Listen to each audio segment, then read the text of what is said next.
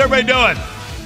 Oh, hey, now I realize that most people are watching online, so welcome to the hundreds of people watching online. Obviously, there's not a lot of us here, but let's put a major smile on our face. If anything, you're getting free heat. So this is turning out good for you. But hey, put a smile on your face. Let's have some fun. You're in church. How many believe church should be the most amazing place to be all week long? And then let's have some fun. Let's hang out. My name is Chris. I am the founding pastor of South Hills Church. I don't do a lot of the day-to-day anymore. We spend a lot of our time at Church Boom. We have 12 locations, and so it's kind of a fast-growing church. And then also, but Church Boom, we coach pastors and we rescue dying churches. And I'll get into that a little bit more later. But you may not know this. America right now is closing 3 churches for every one that open. America closes 3 churches for every one that open. In the year 2025, America, we just finished out the year, America closed 300 churches per Sunday. Per Sunday. How many would agree with me that that's got to stop? Come on. Come on, does that got to stop? Yes or no? It's got to stop. We can't have that anymore. We're going to talk about that at the end, but I want to minister to you first. I do believe in giving honor where honor is due, and I want you to know that in Pastor Kevin and Robin, you have some of the most amazing pastors on the planet, and they are incredible. Come on, give them a huge hand. Come on, energy. We love them. They are just friends. They're family to us, becoming family to us, and we love them. And Pastor Kevin and I both agree, hey, as long as there's breath in our lungs, we're going to rescue the bride of Christ, because that needs rescuing. And so, and been married for 34 years to a beautiful Mexican woman, and she's here somewhere roaming around. And then also we have 2 kids. We have 3 grandkids. We have lived in Southern California our whole life until 3 months ago when our grandkids moved to Arkansas. We moved with them. And I got to tell you, Southern California and Arkansas, really different. Vastly different, and but we're adjusting and we're figuring that out. But it's so good to be able to be with you guys and be able to hang out. If you got a Bible, I want you to go to Genesis. We're going to start off in the book of Genesis, and we'll be there talk a little bit about Abraham and Isaac and Jacob. We'll get to that in a minute. But Genesis chapter 12. Now, I want to introduce to you a guy that I've known for many years. Where is it at? Let's put the picture on the screen if we could. There's my buddy Cam. Everybody say Cam. This guy right here. Now, let me tell you, in Southern California, I go to the same place where I get my hair cut. Been doing it for years. But the girl that cuts my hair was gone. And I thought, man, I need a haircut. I do a lot of traveling. I'm going on the road. So I walked into a barbershop. I don't normally get a haircut at a normal barbershop. But this barbershop, I walk in, and it's just one of those cool places. I mean, you know, there's African-American barbers in there. There's white guys, Asian, Hispanic, all different kind of races in there. But here's the thing they all have in common. Every one of them are cool. In the sense of just like, hey, man, how you doing? I have no cool in me at all. There's not you didn't need to laugh. That kind of hurt wherever that came from. There's no cool in me whatsoever. None. There's none. And they come up, seriously, I'll never forget, like every time I go in there, like the second or third time I started knowing some of the barbers, and they're all, hey man, how you doing? They hug, they do a little bunt. I don't know how to do that. I'm just like, I don't know. Do you want me to bunt? I don't know what, you know. And so it's different. It's very different, very different. And, but they're really cool guys. So I started getting my hair cut there, and I just thought, I'm going to go back to this guy, Cam. I like this guy. So fast forward, I don't know, 4 or 5 months later, I go to get my hair cut another time, and he says, hey man, I want you to check out my new car. And I'm like, okay, whatever, that's great. He gave me a haircut. He goes, oh, come on man, I don't have another haircut for 30 minutes. Let's go for a drive in my new car. I go out there. It's a Dodge Challenger Demon. And it goes like, it was 0 to 60 in 1.6 seconds. It's $100,000 car. And he's like, you got to get in it. So we get in it. And he just flies down the road. And he's doing, I don't know, I mean, he's probably doing like 100 in 120 miles an hour in a 35 mile an hour zone. He's got 19, I think, speakers in his trunk. And it's just like, boom. You got kind of reggae rap music going. Do I look like a speaker kind of guy? You know, like, you don't need that when you're listening to podcasts. And So we're going down and a boom, boom. And I'll never forget, we stop. I mean, he's doing 100 miles an hour. The light turns red. He goes, ah, and smoke comes up. I'm like, dude, you got to slow down. I can't be driving around in a town where I'm a pastor. And the music's cranking, boom, boom. And the car pulls up to us and they're like, hey, Pastor Chris. I'm sitting in this car with this guy. And they're like, man, I didn't know this was your vibe. I'm like, oh, yeah, totally. I mean, come on. Move over Jelly Roll. I'm in town. And so anyway, a little bit more time goes by, and I start to get to know Cam more and more and more. He begins to tell me about his life. He was 13 years old when he grew up in Atlanta, and he, at 13 years old, was running drugs for his dad, dealing drugs for his dad, delivering them. He says, by the time I was 14, he goes, I was just totally addicted to drugs. Me and my dad were addicted. I was delivering for him. He was dealing. I was delivering for him. I started dealing by the time I was 15. He went in and out of prison, in and out of jail. And finally, we had this really intense conversation after a haircut one time. I'm like, Cam, I go, you do understand. I go, there's a generational cycle that's happening here. And he said, what do you mean by that? And I said, well, I go, your dad was this. And I go, and now you're this, and you're dating a girl and you want to get married and you have a kid. What's going to happen to that child? There's this generational cycle. So what I did is I wrote out a little on a napkin and I showed him what it looked like. Put it on the screen for me. And it looks like this. I said, buddy, I go, you got a grandparent that kind of goes to the parent that goes to the child. And I said, but notice, Cam, I said, the red part, I go, it just gets darker and worse as it goes. This is called the family script. Say it with me. What's it called? The what? The family script. Okay, you got something and it just gets a little worse and it gets a little worse. And so I want to teach you today the law of the family script. And I want to give you 3 laws today. 3 laws of the family script. Law number 1, put it on the screen for me. Here's law number 1. Law number 1 says this. It's coming up anytime. Law number 1. You know what? I will give you law number 1. The issue, there it is. The issue travels and it typically gets darker. Say it with me. Come on. The issue what? And it typically gets what? Okay, that's what happens. Okay, and I told Cam, I go, look, Cam, I go, here's what's going to happen, man. I go, you're going to have an issue. And I go, or your grandpa probably had an issue. And now your dad has an issue. And now you have an issue. And if you keep it up, the next generation's going to have an issue because the issue always travels and it gets darker every time. And that's the law of the family script. No matter what, it's going to just keep going like this. Now, your issue today may not be like Cam's, because mine's not like Cam's. You might not be a drug dealer or dealing drugs or a drug addict, but everybody's got issues. Put them on the screen for me. Everybody's got issues. Here's some of the issues you might have. Maybe yours is fear. Maybe yours is lying. Maybe yours is avoiding conflict. Maybe yours is laziness, suppressing emotion. Go to the right side. Cheating, quick temper, hard time forgiving, insecurity. Whatever it is, understand something. The law of the family script says that whatever your problem is, it's just going to keep going on in generations. The issue travels, help me, the issue travels and it always gets what? Always gets darker. I don't know what yours is, okay, and you have them up there, but I want you to identify in your mind right now, what is yours? What's the thing that you say, I really wish I wasn't like that?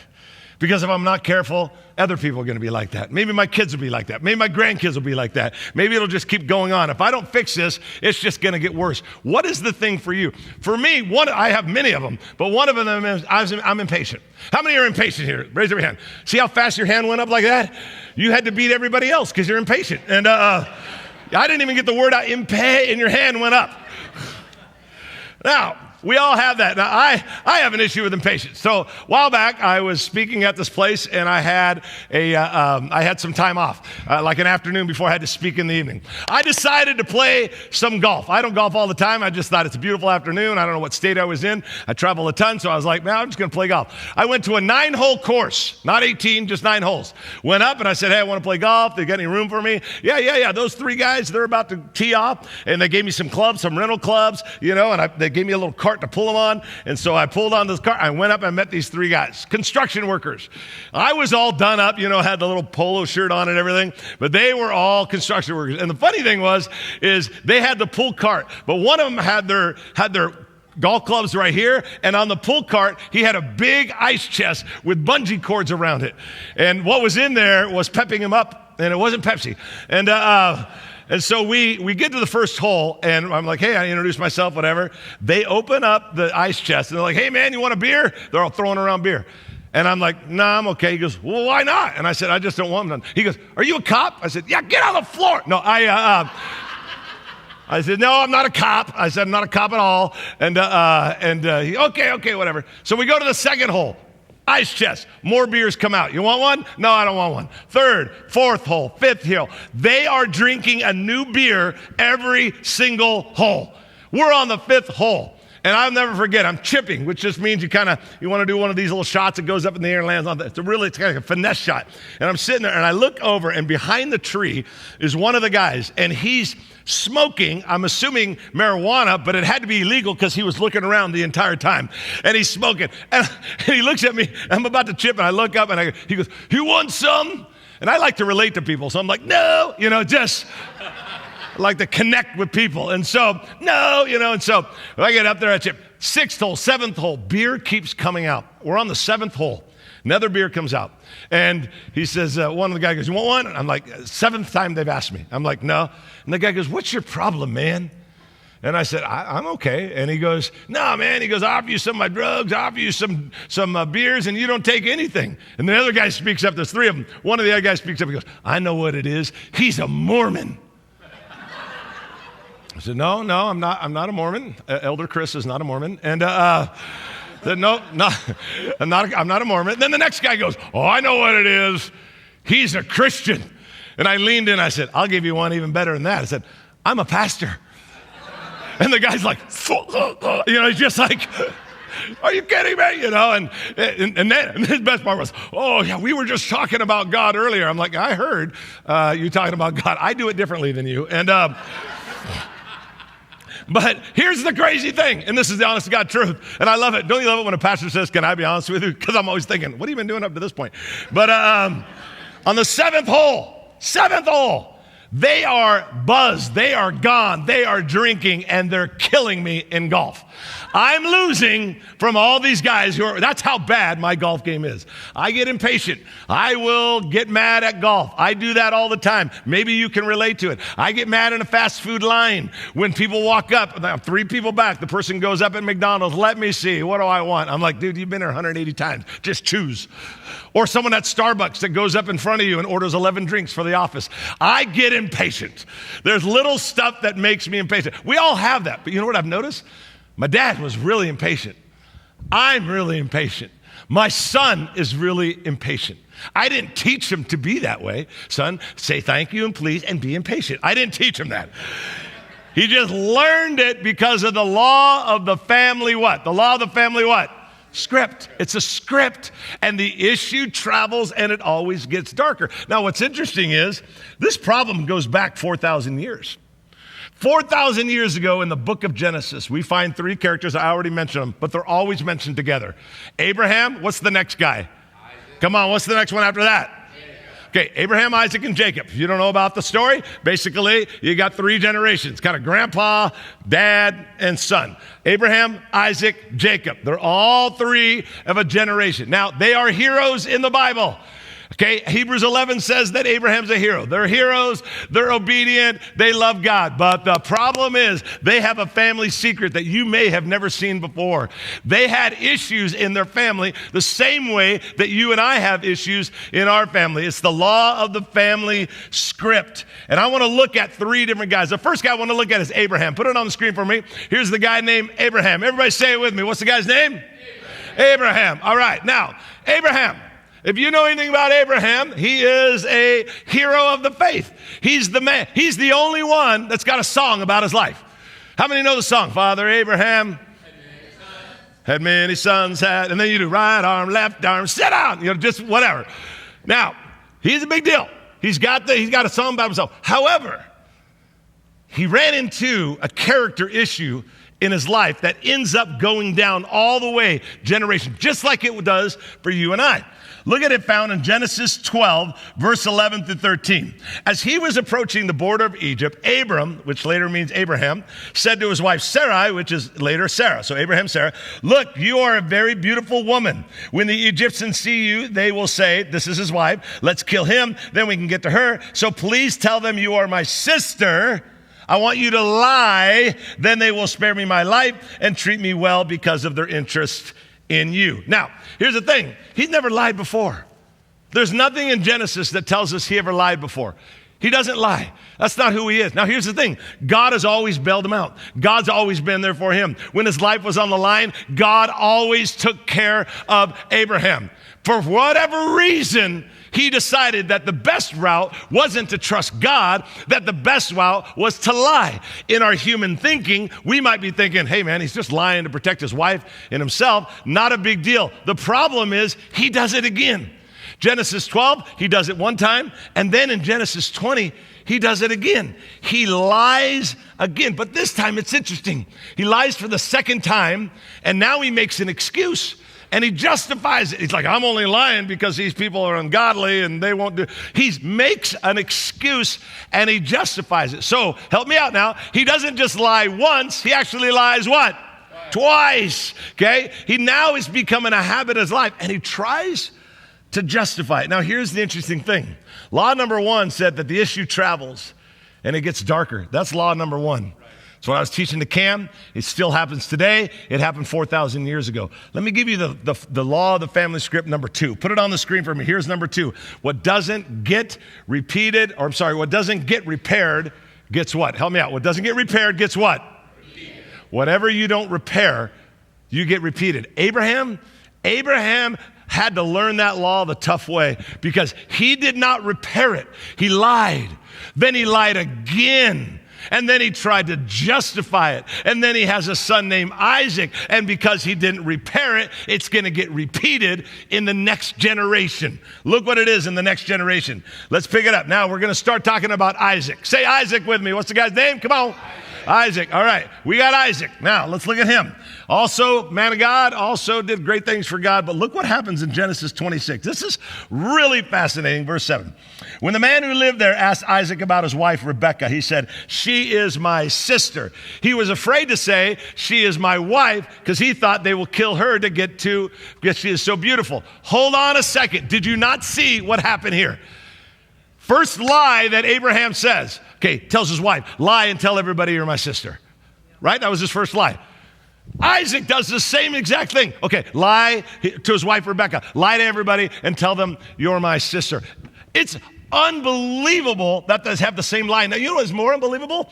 There's nothing in the Bible that says Abraham ever told Isaac about the lie. Not only that, Isaac was born 25 years later after the lie. So fascinating to me that Abraham lies, says to his wife, tell everybody you're my sister. 25 years later, he's born. Isaac, he grows up. I think the total is 80 years in total later. And then Isaac lies about the same exact thing. Isn't that interesting? Here's why I think that happened. Because children learn patterns before they learn words. They learn the pattern before they learn the words. That's what happened. Isaac had no idea his dad lied like that, but he lied in the same exact way. The DNA just picked up. You lied about this, I lie about this. And it's so interesting to me that this happened because you see it getting darker and you see it traveling. And he lies, and they lie about the same exact thing because the children are picking up the patterns before they pick up the words. In Southern California, where we've lived most of our life up to just 3 months ago, there's a Chipotle right near our house. And I walk into Chipotle, okay? I'm walking into Chipotle, and I'm standing there, and there's a big line. I finally get right here. And lady next to me, if you've ever been to Chipotle, you kind of have to work your way down the line, and then you pay at the end. How many ever been to Chipotle? How many get mad when they put the meat in because they only put like one little thing in? I'm like, put some in, being cheap. And I'm like, I reach over, and I usually take their hand. Come on! And because I'm patient. And So I'm working my way down the line, and it's kind of going slow because we're running out of stuff. The lady next to me, probably late 30s, beautiful lady, and she starts talking to me. And she's being extra friendly. And then we keep going, and I'm like, wow, she's really being friendly. Now in my mind, I'm thinking, she's flirting with me. Now you need to understand, this never happens for my life. No one flirts with me. I'm not good looking. I know what I am. I'm good at this, I'm good at that. Good looking is not it. I'm not Pastor Kevin. Look at him. He's the Kevin Costner of Harvest Ridge. And I'm not that. I know who I am. I know what I can do. Good looking is not it.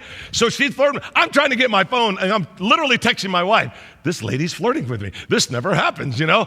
And so we're going down the line. Now we get to the part where we got to pay, okay? And the guy behind the counter looks at her and kind of looks at me and goes, are you guys together? Meaning, is the bill together? That's what he meant. She thought he was saying, are you guys together? This is her response. Are you guys together? Oh, no, not a chance. To me! So my ego was going and went right back down. I go home, tell my wife about it. She's cracking up. I tell my son, because he's home from college for a couple weeks, and I walk into his room to tell him about it because it was funny, and there's a hole in the wall. And I'm like, son, why is there a hole in the wall? I got all mad about something, and I punched the wall. And I look over at my wife, I go, can you believe this? And she looks at me and she goes, oh, I can believe it. Where do you think he's getting it from, buddy? There's something that just kind of travels, and it always gets darker, and the children pick up more of your pattern than they do your words. Now let's go back to the story. Abraham lied. Help me out. Stay with me, everybody in the house. Abraham lied how many times? Twice. And on the second time, he tried to justify it.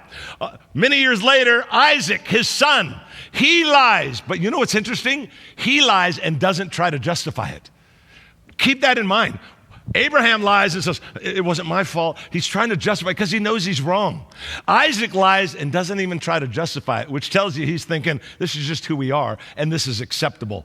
You can see it's traveling, and it's getting darker, and it's going down the road for Isaac. And Isaac's about to learn a hard lesson, and it's the law of the family script, number 3. Put it on the screen for me if we could. If you don't deal with it now, they'll deal with it next.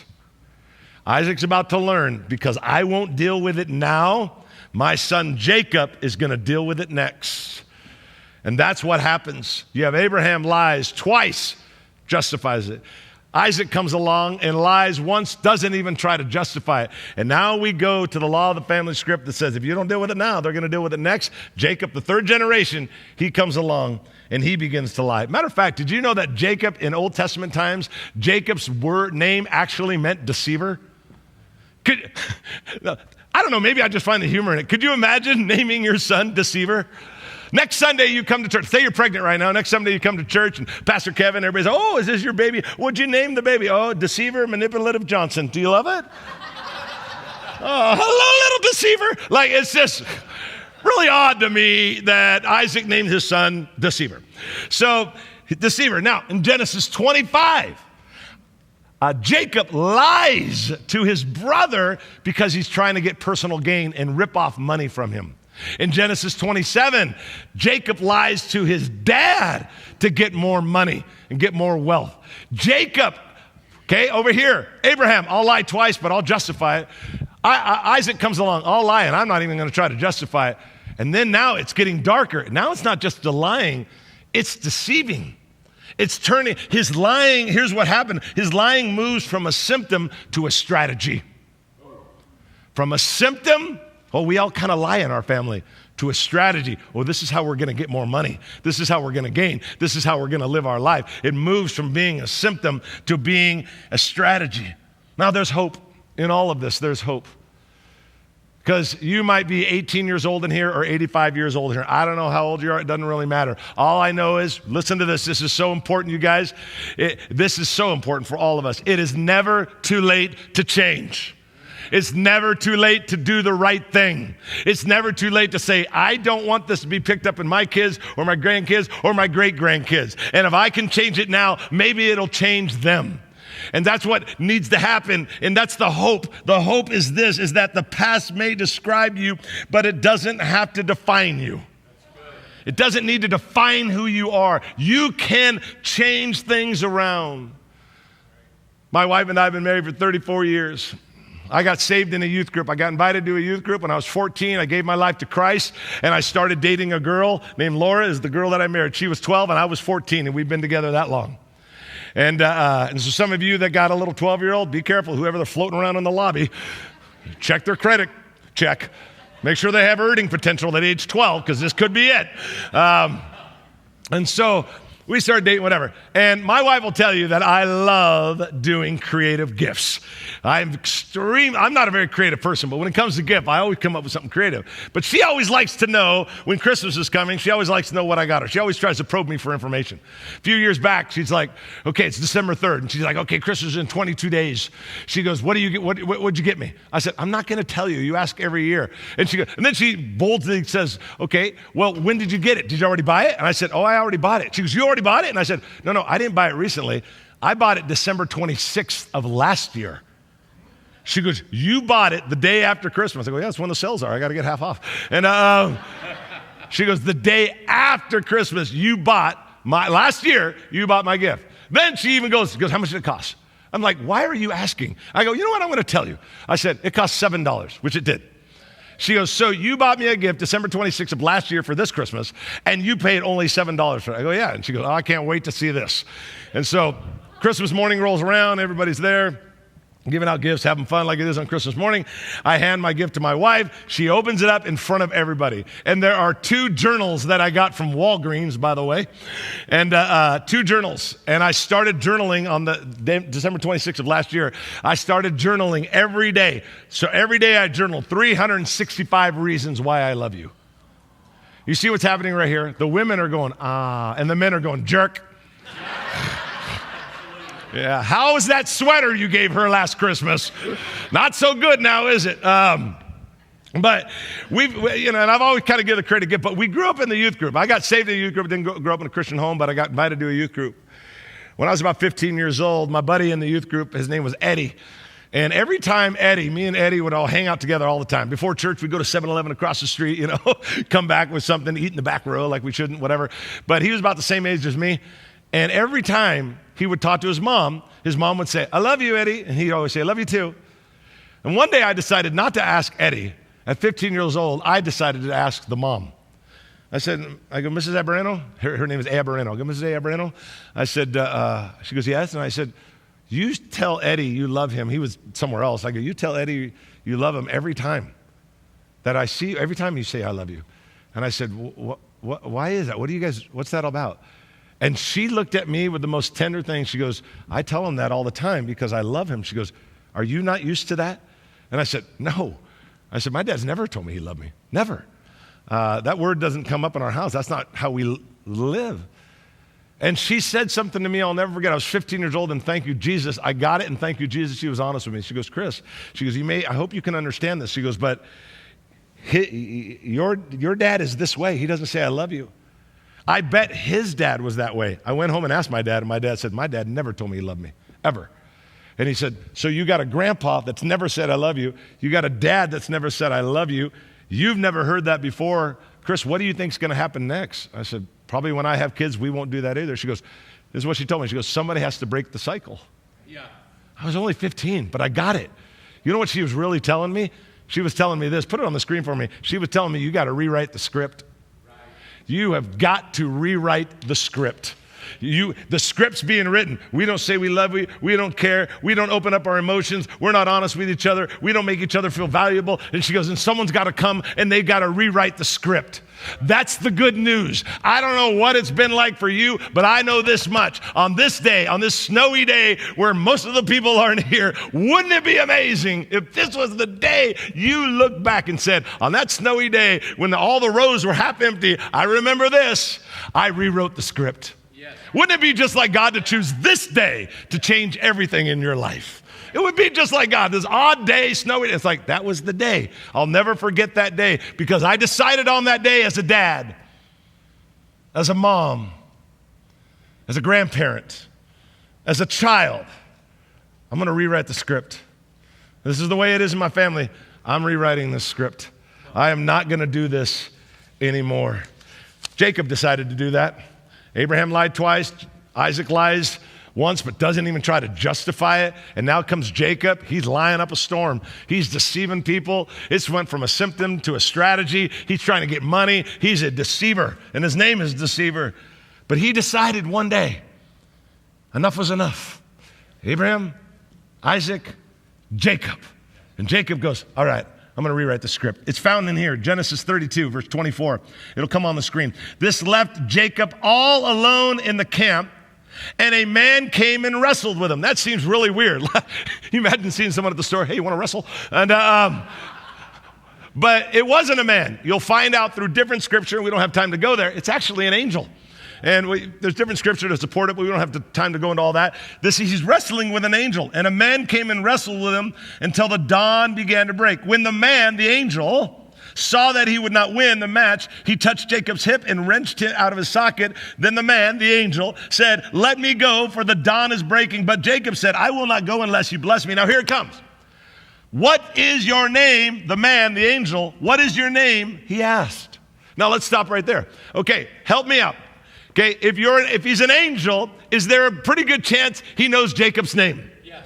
Yeah. Okay, so let's assume that he knows Jacob's name, because I think that would be a logical thought. He knows Jacob's name. So here's the thought. Why ask him, what is your name, when you already know what his name is?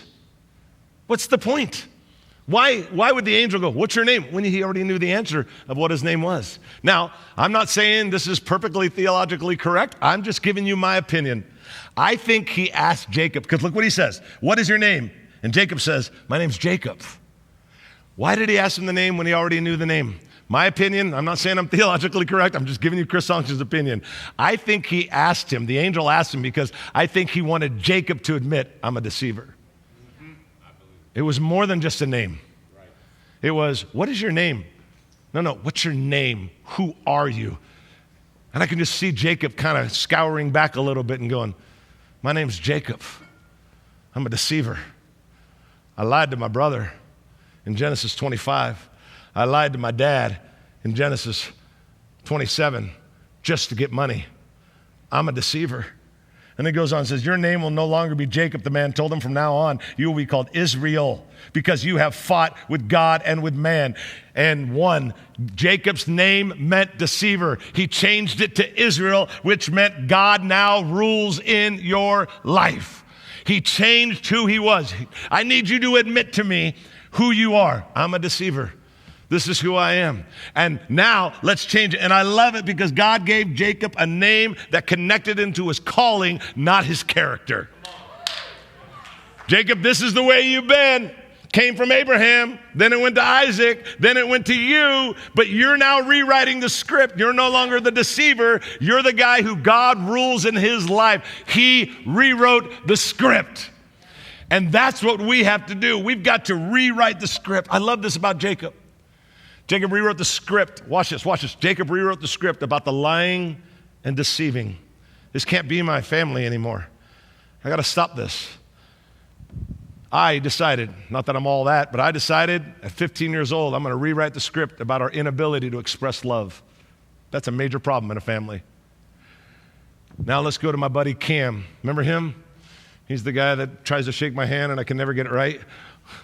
You know what, Cam?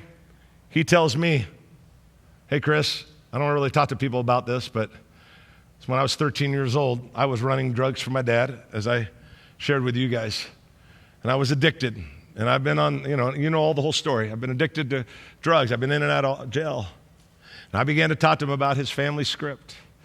And I looked at him one time and I said, Cam, you got to rewrite the script. Jacob did it. I did it. You know what Cam did? Cam said, okay. Got a Bible. Started working with him, sharing with him the Bible. The next thing you know, he goes to church. Next thing you know, he receives Jesus into his life. You know what else happens for Cam? He signs up at a university. He didn't even graduate high school. And he signs up at a university, and he graduates this year with a bachelor's. Isn't that awesome?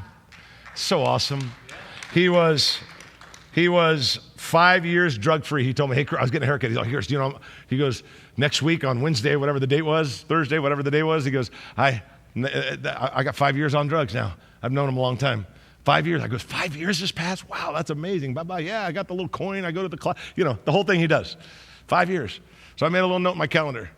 That next Wednesday, I walked in about 2 p.m, and he goes, hey, Chris, what are you doing here? Everybody's there. It's just a cool vibe there, but it's tatted up and looks cool. And then there's me.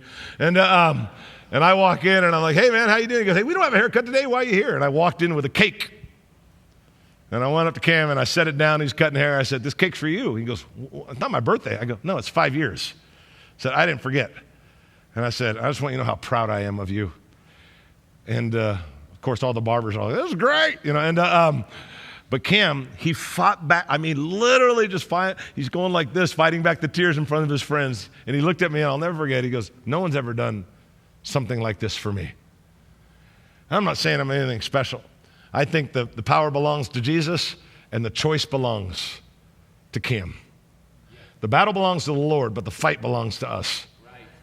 And he fought and said, I'm going to change my life. He rewrote the script. And I want to challenge you to do the same thing. I don't know what's going on in your life. My battle's different than your battles. Your battle's different than mine. I have no idea what's going on. All I know is you got to rewrite the script, man. You got to rewrite the script, because whether or not you tell your kids to be like that or not be like that, or however you go down to grandkids, they will pick it up. They will pick it up. The issue always travels, and it always gets darker.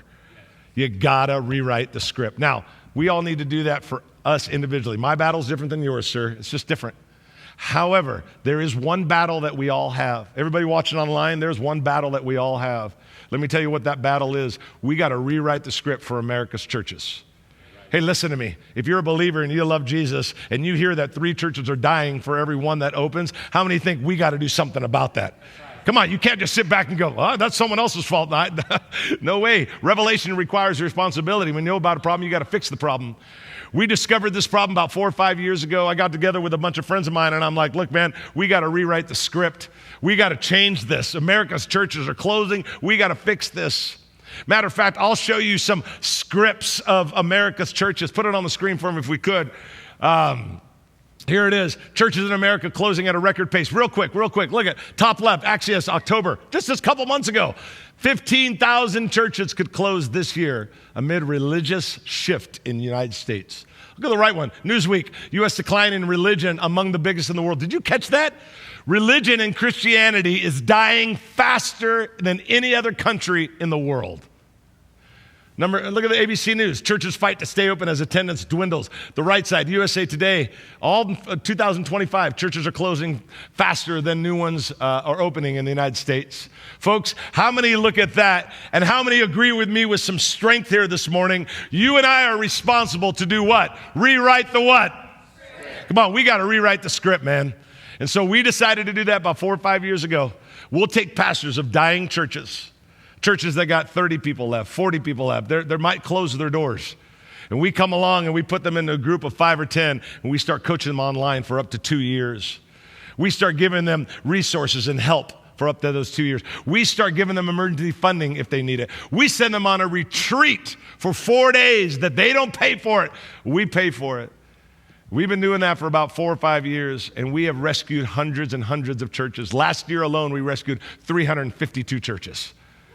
This year, isn't that awesome? Praise God. This year, we're going to rescue 500 churches. That's the goal. And the only way that's possible, we got to pay the coaches, we got to pay the retreat, we got to pay all that, is because of amazing churches like Harvest Ridge. When you guys give, as Pastor Matt said, when you guys give to kingdom builders, there's a lot of things that this church does with those funds, but one of them is rescue churches. So I want to tell you, thank you so much for helping us rescue churches. We are in this together. It is not one man's responsibility. It is all of our responsibility. This is the bride of Christ we're talking about. This can't happen on our watch. And I want to show you a video, and then your pastor will come. This is a video of a church in Vermont. By the way, the least Christian state in all of America. And in Vermont, there was a church that got down to about 30 people. And about 4 years ago, they started working with us, and God turned everything around. This little quick video shows you a living proof that rescued churches will rescue people. And I believe with all my heart, you guys, rescued churches will rescue America. Thank you, Harvest Ridge, for coming to the rescue. Check out this video, and then your pastor will come. I called the representative of this church, and I just said, hey, listen, what's the vision there? And the response was this: man, we've been without vision for a long time.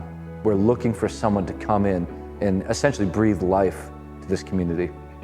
I mean, I think it was 3 days later, I was headed here. We walked in, we noticed like some friendly people, but just a few people. In fact, our first Sunday pastoring this church, there were 33 people. We did such an incredible job that first Sunday. The next Sunday, there were 28 people. And we knew that we had an uphill climb, but we absolutely knew that God had his hand on this place. We had a vision. We had just an incredible desire to see God do something huge. But there's a big difference between having a vision and having all these ideas and implementation. And that's something that Church Boom does an incredible job in coaching, is the implementation of the strategies and ideas and things and making them come to life and fruition. God calls us to grow, and God doesn't just call us to comfort.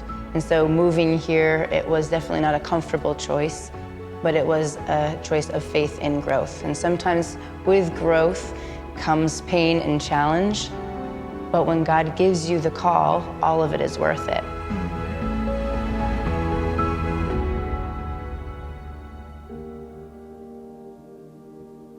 We had got pregnant in September of 2022.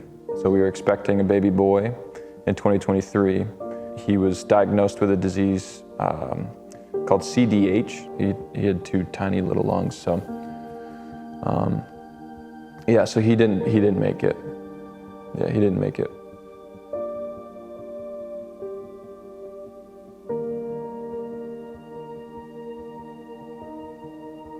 The support that we had was huge. Because to be honest with you, going through that without the people that we have and without our pastors, I don't know how we would have handled that. It was nice to know that we could heal privately while being prayed for corporately at the same time. Like we were given space to grieve together, but also we had so many community members and church family members that were grieving alongside with us and just taking really good care of us.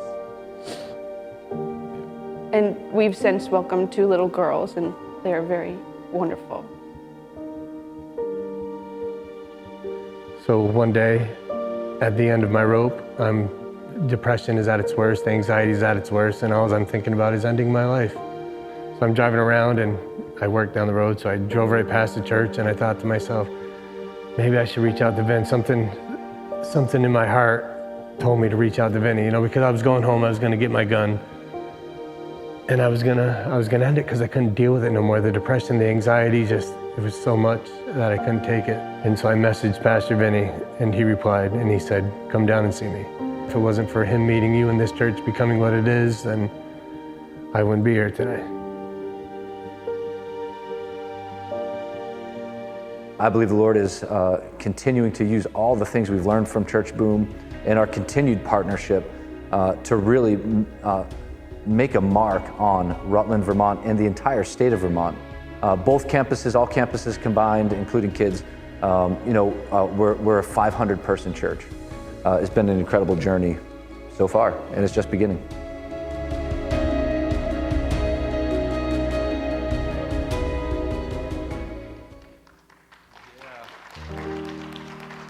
Aren't you glad we get to do something to help make an impact in America, not just here, but make an impact in America? I want to talk to you for just a second about rewriting the script. First thing I want to say, watching online or here, I woke up earlier this week out of a dead sleep, and I was burdened for people who are suicidal, struggling, and I just want to say this. We lost one this week around here because of that.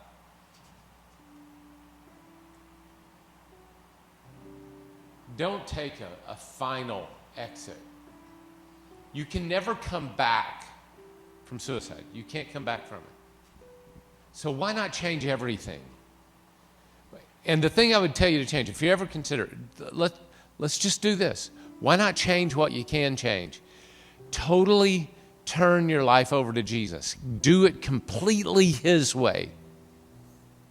Why not try that? Why not go totally drastic and follow Jesus all the way? I guess I don't understand. I started trying to do that. My life turned around. Hope, future, all the things. Come on, you guys know me. I was at the bottom of the barrel. And God did something really crazy when I decided to do it completely His way. Not partially, not like the church says, but like He says. It's when you call Him Lord, not just some big guy in the sky. Lord of me, completely Lord of me. And I want to invite you right now to rewrite the script by saying, Jesus, be completely the Lord of me. So, the Bible says if you do two things, you believe in your heart God raised Jesus from the dead, and you confess Him as Lord, you're saved. So right now, I want to just everybody, no matter where you are, I don't care if you're in Starbucks watching this, talk out loud. Make people think you're weird, all right? Even through your headphones. Say it with me.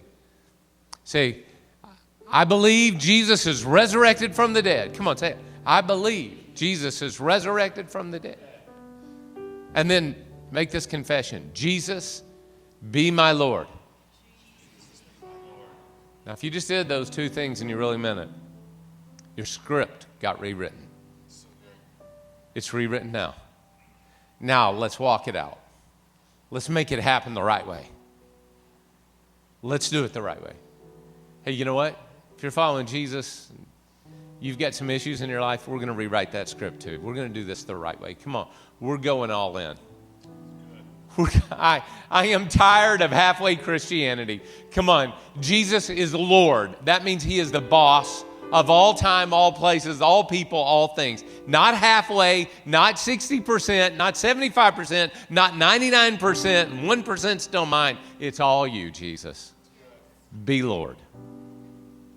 Right now, Father, rewrite the script, we pray, as we confess and change and rewrite the future of generations by this one decision today.